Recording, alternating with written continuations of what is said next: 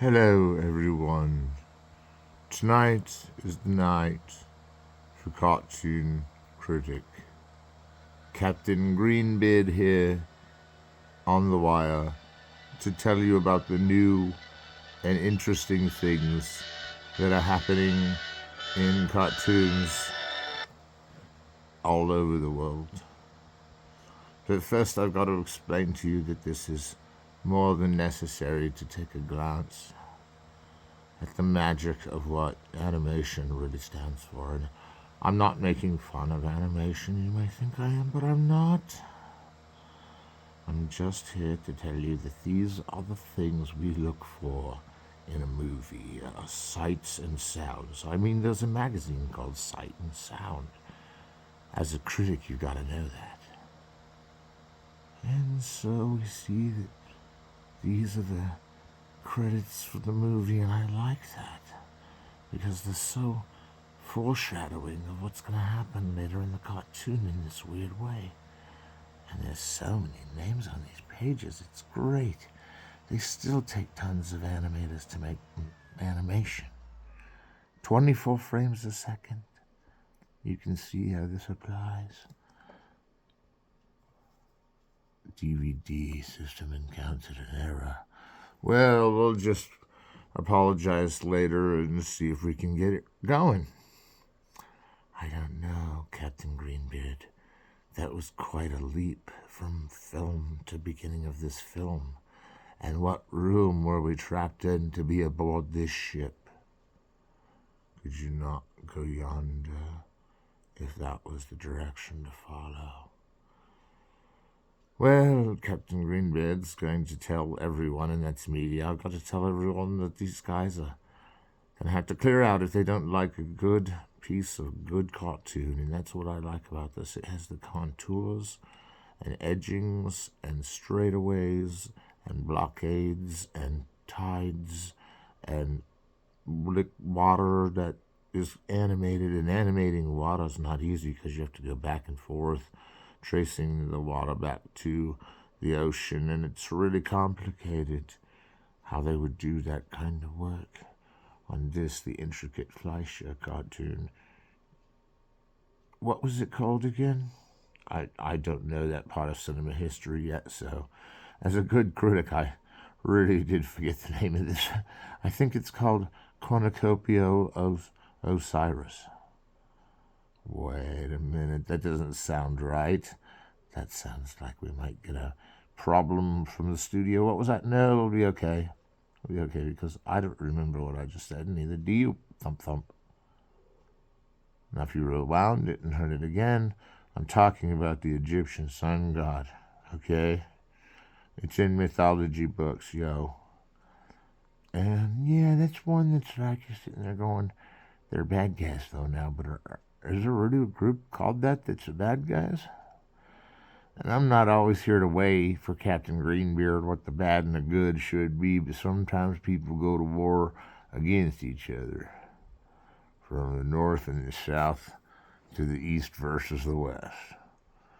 Well, that's very insightful, and I think we got off on rocky ground there. I think from now on we stick to the conveniencies of what we see instead of deriving what we live through to be part of the perspective of our movie. We must be entirely selfish and join the League of Cartoon Critics.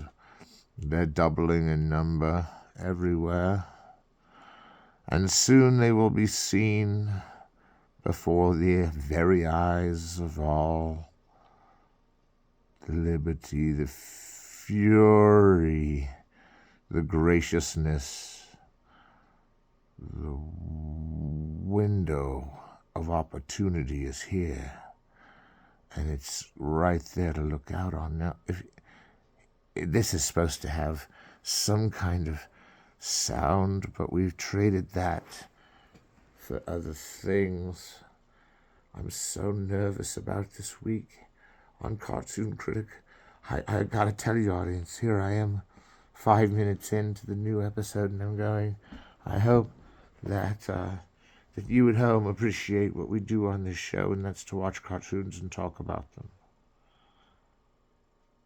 So if you can follow what I'm talking about, cartoons are a legacy of what's tomorrow is today, and today is tomorrow, and yesterday was tomorrow's today. And so I don't think, oh, look at that. Did he have Mormon tea before he got up there? Oh, this is distracting, man. Captain Greenbeard keeps going for his weird metaphors. And I'm sitting here like, oh, so he can metaphoricalize all the way he wants when he's an amateur cartoon critic, I must add. Because, I mean, he'll be a professional someday, but right now he's working for the man.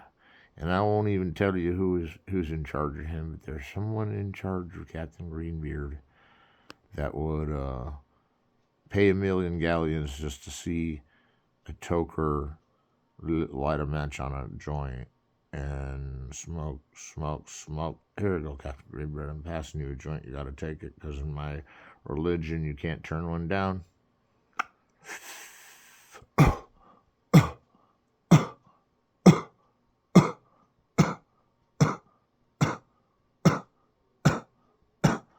Oh, excuse me, Captain. I hope we didn't waste time on your show coughing from all that smoke, dude. There was smoke all in the room. Man, Captain Greenbeard, are you sailing a ship, or are we just flying around looking at things? I think I saw a dungeon master like this once, where they had this very sort of imaginary world like this, and I'm getting less nervous now that we're getting midway into the show, and it was only a couple of minutes that have gone by. How quick did that go by, and was there pure silence during it? I don't know. Do you at home? You at home, tell me. Was there silence in that previous part? Oh, the whole thing's been silent. But you can almost mouth the words that these guys are saying. Like, for instance, when he says, I will... Oh, wait. The DVD is not having its best day. There it goes. On a cruncher. Please, my kings, stay with us. Ah, we see the rolling ball go. That's a trippy freeze frame. I didn't say the freeze frame. I wasn't casting the commands. This computer has had so much written on it that why not write more? Why not write more?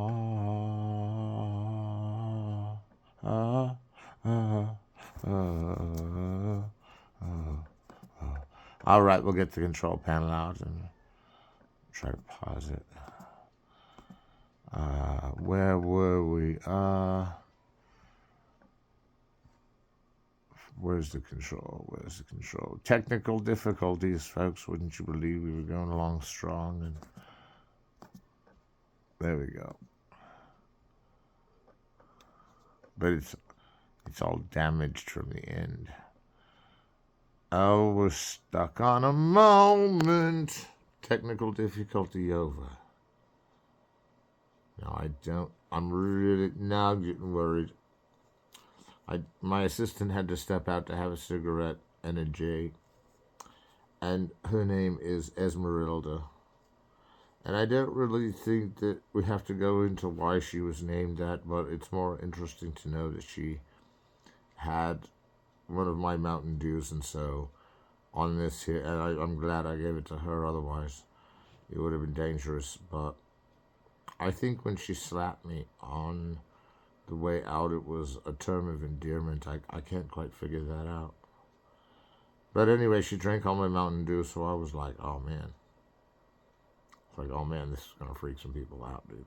But in relationship to Gulliver's Travels, now Gulliver's Travels comes from a book by Jonathan Swift, and he wrote it in the 1748, and it was about this Sullivan who is taken before the King and Queen of Britain and told to go across the ocean to where the Lilliputians live, and then have an adventure all over in that fantasy kind of a peninsula, that fantasy island area. And Gulliver keeps meeting with these politicians throughout the book, and the politicians are saying they are at war in Gulliver's Travels, the Jonathan Swift book. And since they are at war, it shows both sides of the Lilliputians and other colonies that are run by politicians discuss with Gulliver what his best plan of action is. But there's a famous scene where Gulliver gets tied to the ground by the Lilliputians, represented here as these Fleischer characters.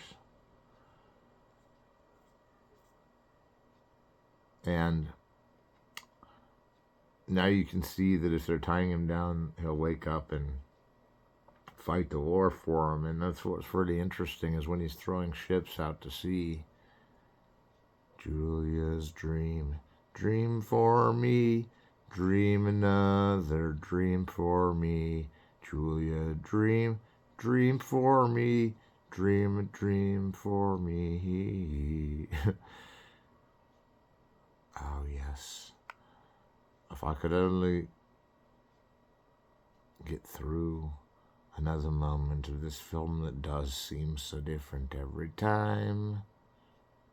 Look at them. He's getting tied down by the Lilliputians. It's the iconic moment of Gulliver's Travels by the Fleischers.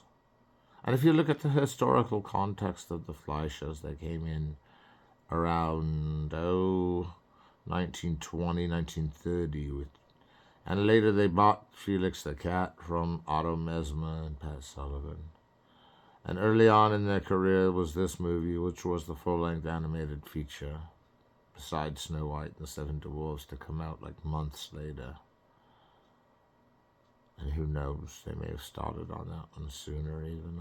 I don't know the whole score between that ritual of giving money for a film, because I just think that films make so much money anyway just by existing on their own as the value they have. And that's why I'm bummed that my Pulp Fiction DVD got stolen. Or wait, it was mine and my roommate's. So maybe one day it'll come back, but I'm over it really now. You know, I had to buy a weed pipe. And the reason why is because mine was broken. My old one was broken, and I wasn't getting very far with the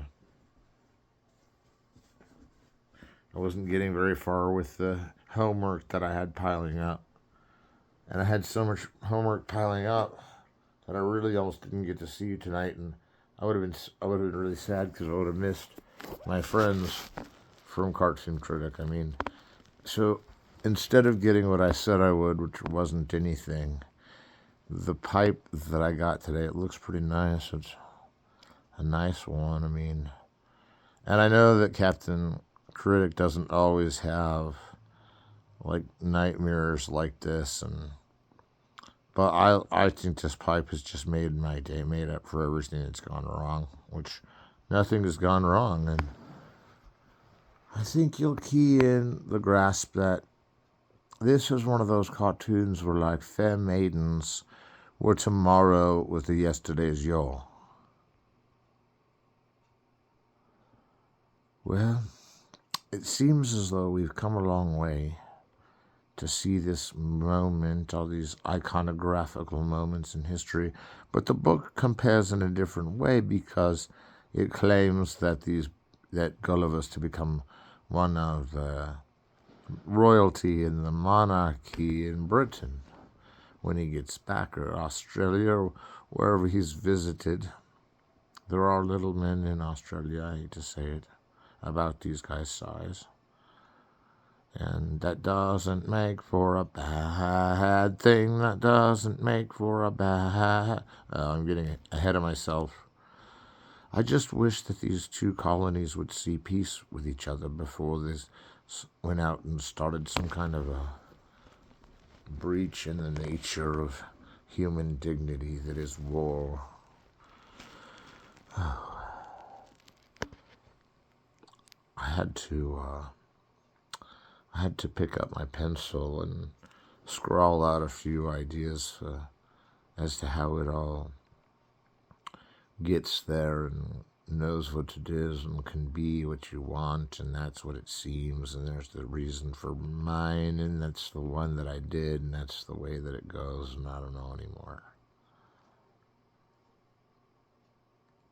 So if I don't know anymore, does that make it okay to see if everything is good? If that was not the case, then I would not be following the footsteps of good for not knowing what it is.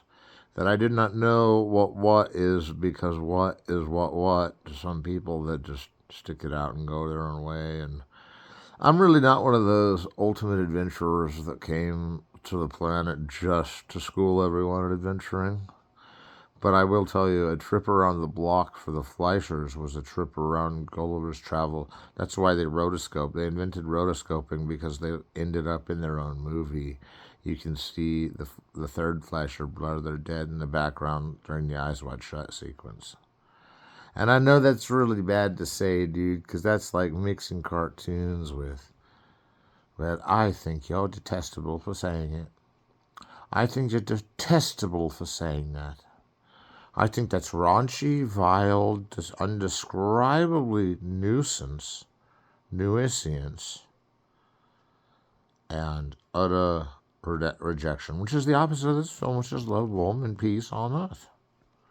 Even though they're falling in quicksand, and I've never seen this version of this movie before. Go figure. Do you see the things we're seeing in this version, though? Say is my partner. She whispered that, so we're good. She actually got a role in one of my movies, but I don't know who she is. She's just a random woman. No, she's cool. I'm just kidding. But sometimes I feel like I don't have it. I'm sorry. I had band practice today, and it was so eventful that I didn't break a string, but I broke skin on my thumb, and now I've got this thumb tape, you know. Thumb tape's pretty cool because when you edge off a wheel of the guitar, suddenly you can pull back some music that leaves scars on your fingers. This is my new pipe. This is a cool pipe to smoke to Sullivan's Travels. Oh, that Sullivan's Travels, sorry. Captain Greenbeard, can you distinguish? Why, certainly. Gulliver's Travels is not Sullivan's Travels. Gulliver's Travels is the one where Britain appoints a king by the end of him learning about new cultures. It's really neat to learn about new cultures. I like learning about new cultures. Do you? And the second reason is I totally forgot because my mind was so empty when I got to the first reason that I just had this joke to do and it went downhill and you guys were paying attention so vividly, and then I got one little bump and I didn't even drop my pipe or anything, but maybe the oozing green smell of the daddy green came out of that and solved the problem. So these guys are jamming down the road. This is not the same sort of Travelers of yesteryear. But it is the exact same one. It's just a different director's cut. The version I have here is the definitive version, what they should have released immediately. And I'm starting to like it even more. Because now we got these, and I've always liked it. You have to because it's based on great literature. And so anything based on great literature is going to cure what ails you. But this is a long alabaster movie. Well, it looks like we may make it after all through another journey of what is called Captain Greenbeard, Cartoon Critic.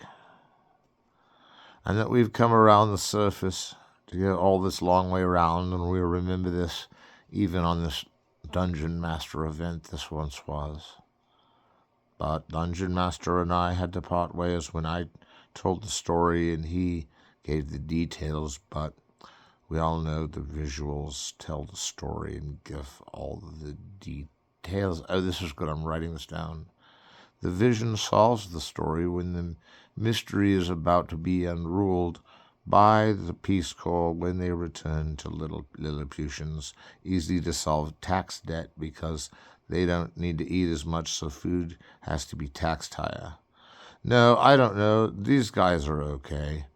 I mean, they have the pilgrimage of a lost tomato, but you can tell me that's what arrived. Oh, hey, what's going on in there, man? Can you wake up and come chill with us? I mean, we're already on an honest number, and we're way ahead of the game. Oh, dude, I'm going in. Yeah. Quiet, he's sleeping. Everybody be quiet. What is it at this infernal hour that you bother me with your wretched view of Earth and space and time and continuum? And I got so much to tell you about. Well, come on this way, buddy. We got a lot to talk about, too. These are characters that you never forget. These are the types of cars that you once had and you'll never regret it. Oh, man, they're putting his jacket on him. He's king now. This is great, dude. You don't know what it's like to be king. Oh, smack that one down. All right. I fare thee well. I go into the other room, and then I have a way to go, and then you're up the stairs where the land is going slow. I like that guy that's like walking around with a lantern at the beginning of this. You know what I'm talking about, Captain Greenbeard? Yes, I thought his acting played out very well. This is one of those movies that I give 3 or 4 stars, maybe 4 stars if I'm stoned enough. So I guess 4 stars. But I'd give it 3 stars. You can't even do the star system, Captain Greenbeard would say, actually, to his audience, because that belongs only to Leonard Maltin, and only he can do that. So we do not steal terms from other critics. Even though Roger Ebert said of Gulliver's Travels, well, it certainly was better than the Pasolini version. He said it in Orson Welles' accent. Okay, well, there's always one of those. Yeah. Pasolini versions? Yeah, there's always one of those. Don't worry about it. It's like, you can go wrong. You can go wrong with any of them, but you can't go wrong with any of them. You can't go on with any of them, but you can go on with any of them. I'm not trying to insult anybody. That's insulting. Yeah, buddy? Okay. Well, I was gone for 5 minutes, and I kept coming back and hearing you botch up whatever you were saying, so we're keeping it. I want to hear you say that, and you fall all over yourself thinking you might have actually done something good, and then hear the review in the morning, and we're all waking up hungover in the morning. We're like, did we do this last night? And if we did, we're sorry to the people at home that know that good, entertaining moments in digital video history are already made history books that we've got to go through and decipher what makes them good. And as we decipher what makes them good, we become the true critic. Oh, I just like being a critic, it's so vulgar and insightful and translucent and referential. Goodbye for now, my friends. Oh. We've been called to make this week's long version of Cartoon Critic. Who's with me? You're with me? Okay. That means we're halfway there. Ha ha ha. I tricked you all into thinking we were leaving. That was only the halfway point. When we get to about 48 minutes, call me, because I'll be in the other room smoking and leaving my Texan buddy to talk about the film. Well, guys, this is it for Gulliver's Travels. We almost exited out of that one, but The studio called and said they wanted an hour. They want an hour. They want an hour. We're 48 minutes, 48 minutes, 48 minutes. And I'm working on the echo, device. Well, I could see us go on for an hour, but I gave all the history away. Oh, yeah, this Prince guy's about some king, I should say. And we know the king is right. We know, the archers on the castle walls are taking back to wallop the man. Now, earlier today, I had to say something to my friend who was helping out with this website, and it's like a UHF website. Everybody helps out, but it's got a lot of backing and studio support and all this, right? And that made me forget what I was going to say anyway. So I had to inform the local college radio station, and I have to brag about it here on Cartoon Network, and I hope that Captain Greenbeard is coming back in. Well, he's left again, got a beer left, got it out of the pony keg that we bought last Sunday, and there was a couple of cups left, and I saved them for Cartoon Critic, Captain Greenbeard. And I forgot what I was going to say after that, but Captain Greenbeard really, for a guy who knows what's going on, he knows what's going on. So, did I miss a point? A frustrating point to remember? I might have been trying to watch the movie at the same time. Two things at once will get you waylaid. So, what I'm gaining from you is you had a very serious proposal about this movie and what it was about and how good it was, and then you started doing the Pasolini questioning of it. Well, you can question all you like, but I'm sticking by this journey and adventure. I don't know where it'll end us up. I don't know what will become. I think that we can make it. We can make it after all. So, wouldn't it be good if we jammed out a little bit?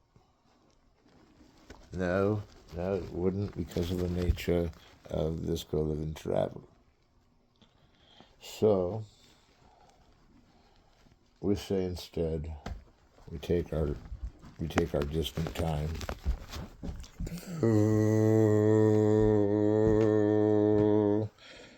Audioland was used instead of Dungeon Master. Dungeon Master uses Audioland. And if we go here and here, this is the... Oh, and we look in here, and it's already Mozart, wherever the CD case went to that. It's around here somewhere. I disorganized this Dungeon Master, and he's letting me use his set. Isn't that nice? And we've got, before we get back to the cartoon, we're going to have to see if this still helps us out. Magic flute. And we turn up the volume and we see it up close. The stereo of the ages.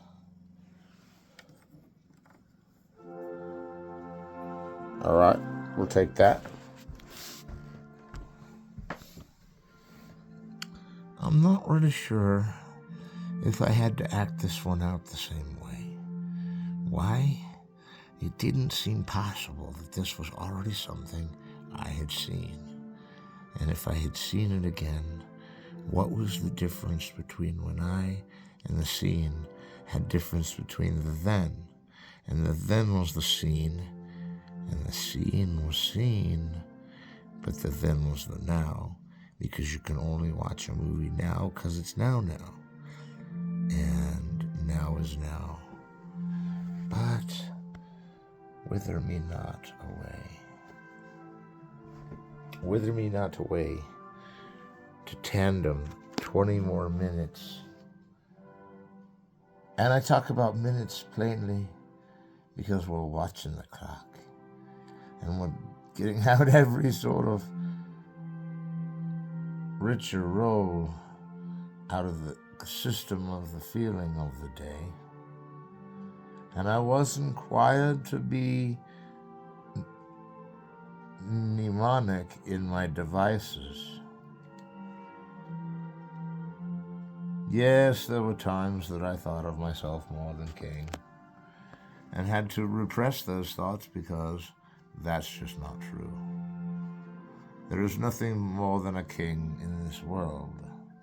He will herald you to great tomorrows, be there for the wickedness of today, and derive the soul in which direction it has taken its repose for an encumbrance of a need that was not questioned to be solved, and was, in the flick of a wrist of power, solved. And I just thought, when you're smoking a big pipe like that, you should really enjoy it. Cartoon Critic is getting a little weirded out by how similar this one is to Dungeon Master. But I guess I'll have to compete with his show too, because he's done making his show, right? And you can go all the way up 112. I'll take you on one of them someday.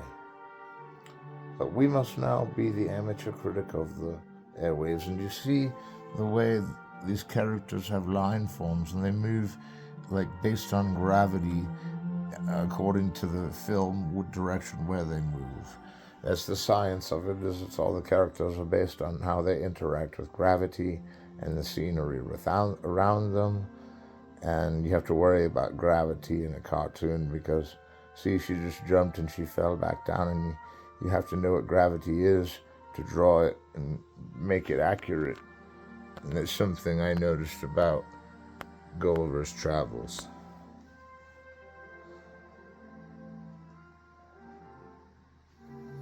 So if you were to bake a cake and you had it year-round, what would you do if it started growing weed in the middle of it just out of nowhere?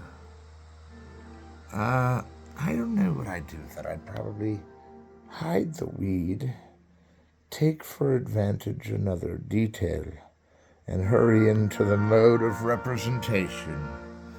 Because that's what we're looking for. The mode of representation. Does anybody have it yet?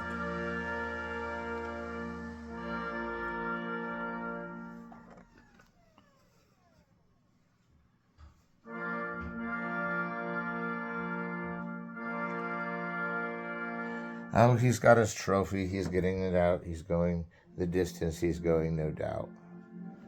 He's going to the levee to see if he can get it to break.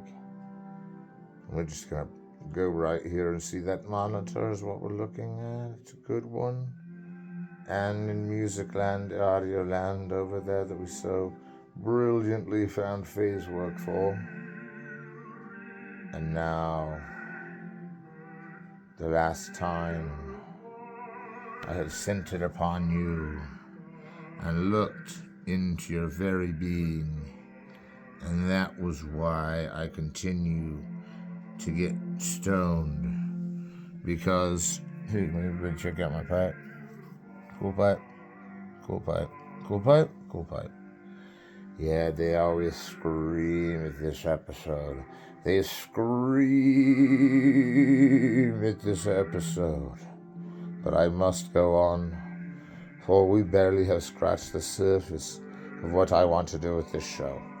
So we're gonna do or die and push on for tomorrow and load the setup and be brilliant to each other and just curse and hex anyone that's against us, and then we'll all be fine. In fact, I take it so much with me that I do take it with me. You can't take it with you, but I can take it with me. Is that cool? Oh, dude, what is this chick doing? Oh, you know what? Hang on. Oh, no, we don't got to end, Captain Greenbeard. You got like 15 more minutes if you want. Man, why is the inaccuracy of the time been so rampant today? Maybe it wasn't. Maybe someone left me at the train station and I didn't know where I was. That could have been another example. I mean, I was in Boulder 3 days ago. And I was making Cartoon Critic the grab bag edition. And it's where you grab DVDs full of cartoons for free. They're just throwing them at you. But then if you even try to mix one and re-edit it, they instantly call it Dungeon Master or Cartoon Critic. Why? Because that's the title they told me to call it. Well, only I came up with it. No, I didn't come up with those words. Someone else wrote those words before. Someone wrote those words too. Then the spies, get rid of that giant or else. Cordially yours. And this is the most I've seen this upgraded camera to really capture the detail of a photo. For once I see it plainly, for once I see it real. Have another search for the things inside that steal. Have another search for a pleasant day, a pleasant play, and a pleasant saying. And I gotta tell my assistant right now, hang on, assistant. No, you're not, don't worry, not in the shop, but I have to tell you, I know it seems like it's getting a little passive here, but I want to show them as much of this cartoon as I can. Because it's like preserving art or preserving unity of image or preserving the meaning of gravity as all cartoons follow it. There's no exception here. That's how you can tell it's a cartoon, is if it moves in the way that gravity would allow it to move. Not gravity making it move, but it moving in the way that gravity deemed it to move, to action command, the event in the book that most describes the rise in action. And the rise in action is one of those things we're just going to not have to forget about, because once we get a rise in action, this is cool. How he's got the hand dancing with the prince. Yeah, I've heard of hand sandwiches before, but that was weird. And this is really bizarre. Oh, dude, this movie is tripping me out, Captain Greenbeard, with that magic flute in the background. It sounds like we're real filmmakers, man. We're going to run them all over and take it to the top. Oh, don't even joke about that, you levee-breaking, nasty conspiracy. Will you still be my partner? You got a partner, dude. Partner up. Well, that is atrocious. It's atrocious to me to see how long we could go with this show, but it seems to me every season has an episode that is this long. That we probably already did a story like this, but it was a different version, is one of the scariest things I've ever thought of while looking at witches on screen. And that, like, this version does not match, or does it? Was the other Dungeon Master really there when the 13th episode went affray? And was I the Cartoon Critic, the author of as many Cartoon Critics as this is my 14th one that stuck by me, and there was another one on Facebook only, and it just gets to seem like somewhere in there. I forgot what I was going to say. Oh, look at these guys. They're tidied up. They're bundled up, I mean. Flame on the hair, baby.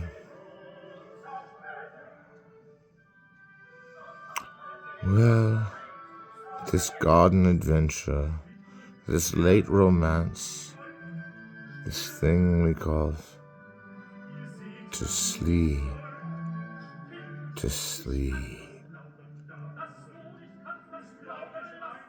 Oh, my producers are waving a torch at me saying, you can get this done. You can really get this done. Only that's not how they say it. They usually say, here, have a joint. And I'm like, well, better get my work done. Hey, man, here's the joint. Oh, thanks. This will help me get my work done. That's your typical reefer. I wish you guys had smell-o-vision so you could smell this pot. You would love it. 10 minutes remaining. Well, that was an oppressive voice, and we didn't have to use that like our 10-minute cue. Like what? We're never going to get to watch this movie again, so we got to bootleg it just for the video. Oh man, you're making me bootleg this, Captain Critic? Yes, I prefer when you call me Captain Greenbeard, Cartoon Critic. I know. We always say the wrong thing and we always do the wrong deed, and that pipe looks cool that that guy had. It kind of looked like my pipe, but I put mine away because I had to hide it in another place across the street, and then back across that street, and then climbing a telephone pole and then jumping towards the next one and landing it like the Prince of Persia would have done. But I don't know if that's really anybody's business. I don't know if I feel for anybody there. No, I always have friends to share things with. What is this elusive tower, this temple of satisfaction, this desire, this hour? And he places the boat in the water. Well, I'm really, as my beard grows, I do see that most of the spectacle of it is that it's green. That's okay because I'm Irish and I dye it green, and you know we're in a different century here than we were once.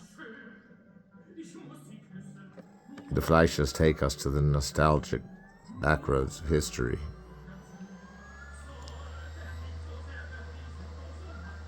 And things are sizzling.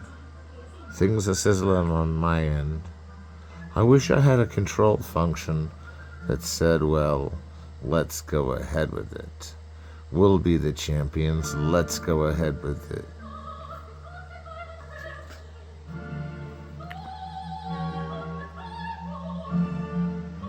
Okay, he's got a chocolate bar on the battleground. This guy can run. I mean, he ran far, got on that wall and jumped in that water. He ran far. Far did he run? Far did he run? Far did he run? Whoa, stepped on a rock. Okay, get out of there, man. Yeah, that was funny. It was funny for you. All right. I'll definitely go on your boot, your other. Oh, dude, this is getting real childish, man. This could only be seen. You can close my door.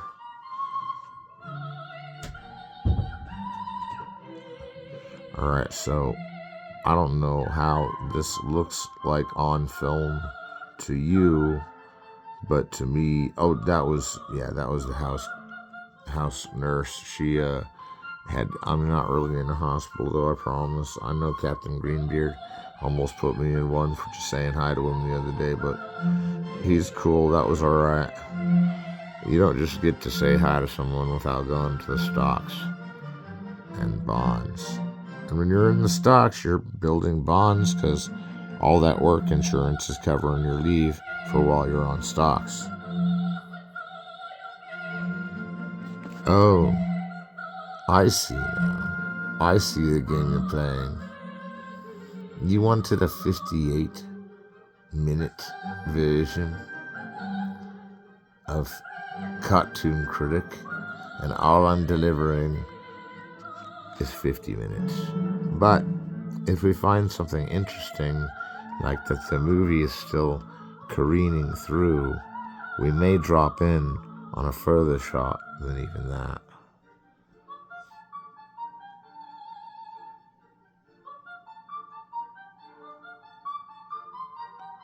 Oh, look, we're just getting out. Now everyone thinks we're grimacing. Let's get the fuck out of here. Our beaks and our cloaks do become us. Look, behind you, you dropped your newspaper. Okay, well, if you don't want to read the newspaper, you can just throw it in the fire, recycle it. Shadow puppets in front of the newspaper. That's what they usually do in those kind of situations. It's a ritual.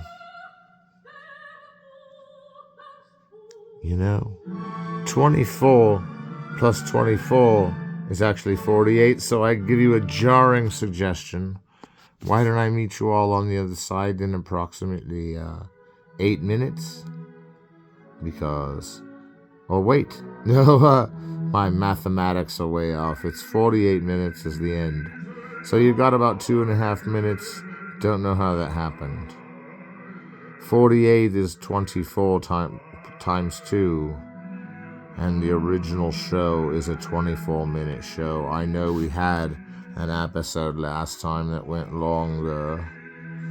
But to be consistent with the timeline, and the nobody cares button just got pressed. But everybody loves to see me the best, and they never see me because I'm invisible. Yep, I'm invisible. And all I do is cartoon criticize. We'll have our 15th episode next time. 15 episodes next time.